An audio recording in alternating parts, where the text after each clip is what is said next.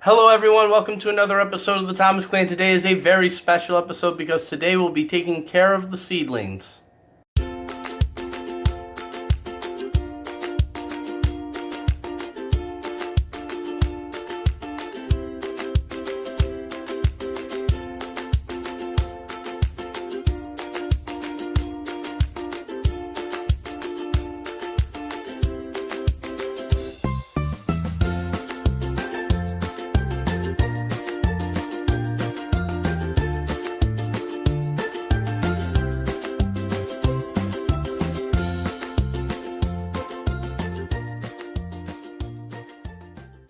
Alright, so it's been about 4 weeks since we planted the first round of seeds for the seed starts indoors to get them ready for the growing season.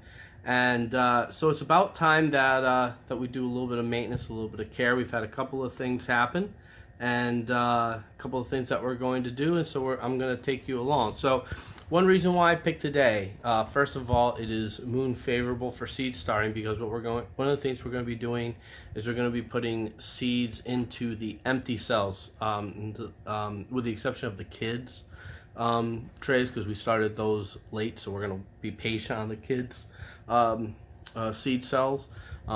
But as far as after 4 weeks, we know what's come up has come up, what hasn't won't. So we're gonna plant more seeds for the proper varieties, as long as we still have those varieties. Like, for example, the Brandywine pink tomatoes we've run out of seeds for, so if we have any empty spaces, that'll just be an empty space, but we actually don't have that problem. So basically what we're going to do first, we're going to thin the seedlings. So one reason why I wait 4 weeks to do it, no matter how big the seeds get, is because what I want Mother Nature to kind of do its thing. And so, out in nature, I'll take tomatoes, for example. Tomato falls off the vine, rots in place, overwinters. In the spring, hundreds of seeds come up, and anybody who's left a couple of tomatoes on the ground, especially some of the paste tomatoes like Romas and San Marzanos, will tell you how many come up. And so what happens is, as they start growing, the stronger ones will start stealing all the nutrients from the soil, and will start to grow and shade out and block out the weaker plants. And so I kind of do the same thing in effect with my seeds, is I wait until they start to do that naturally to themselves. Now, they started almost a week ago, and I've been extremely busy with baby Margaret coming, with all the kids, with just so much going on. So it's gotten a little bit past that point where they've started. In fact, we got some stuff that's pretty much just dead. So what we're going to do is we're going to start by thinning. The easiest one to show you is the tomatoes. We have had very good success. All of the tomatoes had very good germination, and it's pretty much 100% germination. I know at the 17-day update or 18-day update, whichever that was, we had like 90-something% germination for the tomatoes. We had 100% germination with the basil. It was crazy. So the way that I do this, so we're going to take, so we only have one in this cell here, but so this one we're going to leave in, even though it's not looking the healthiest.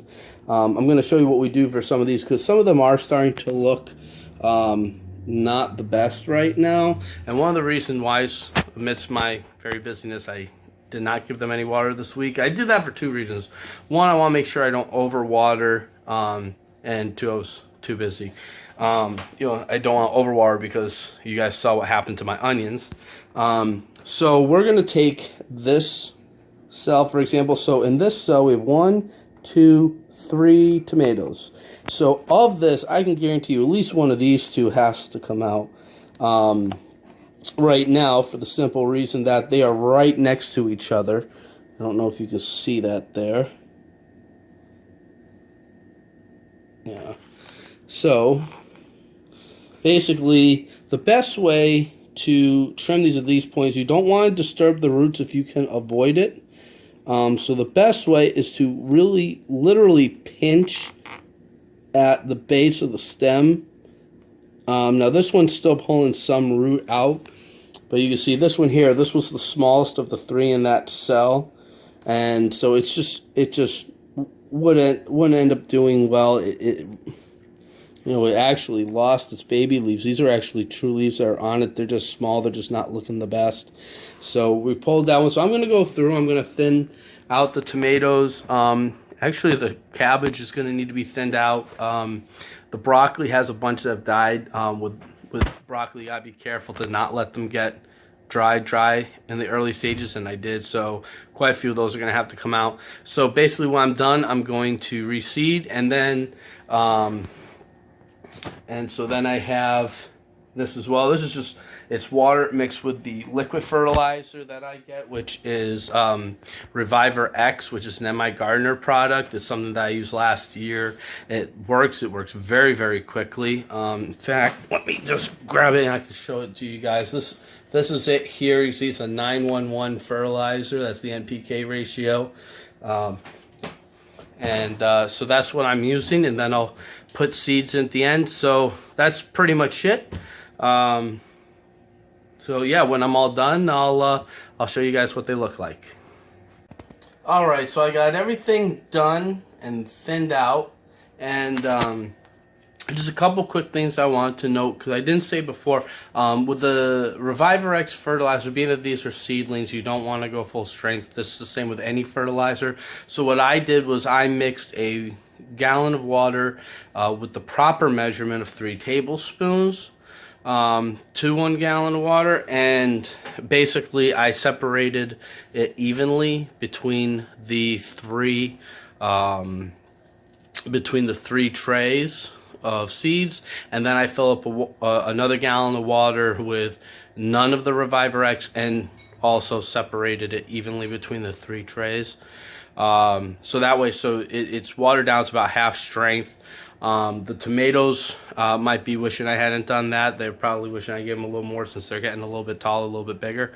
But they'll be all right. I did also, because I started a lot of seeds as well, I ripped out a bunch of the red cabbage, which was getting very leggy. Same thing with the broccoli, getting very leggy, because red cabbage and broccoli grew a lot before I had them under good lighting, so they got kind of leggy.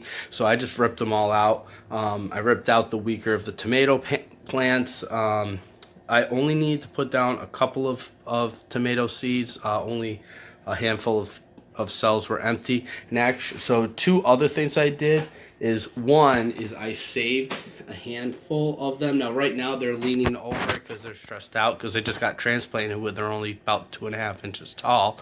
But they'll be fine once their roots settle in, and I get them back under the lights. They start pulling in some energy. They'll be fine. And if not, they were extras that were just going to die anyway. So it's just a cool little experiment.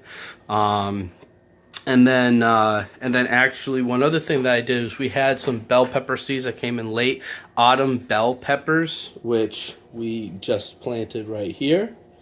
And because those are Zabrina's favorite. She loves red bell peppers. I'm very, very happy to make sure that she has some to eat this summer. So yeah, so that's pretty much it. I hope you learned a lot this episode. I hope you enjoyed it. I hope you also enjoyed seeing that I'm not perfect, that I'm still learning, and I make mistakes too, just like I'm sure everybody does at home. And that's the best part about making these videos, is keeping track of the mistakes we make so that we can learn from them. So I hope you enjoy it. Please share this with your friends. Please hit the like button below. Please subscribe to our channel. Click the bell for notifications. Follow us on Instagram. Like us on Facebook. You can also join our group on MeWe as well. And I do promise that we're going to have more information for the website coming hopefully by the end of May. It should be where I want it to be, to have you guys come take a look at it. So again, thanks everybody for watching. I'll see you soon. Bye.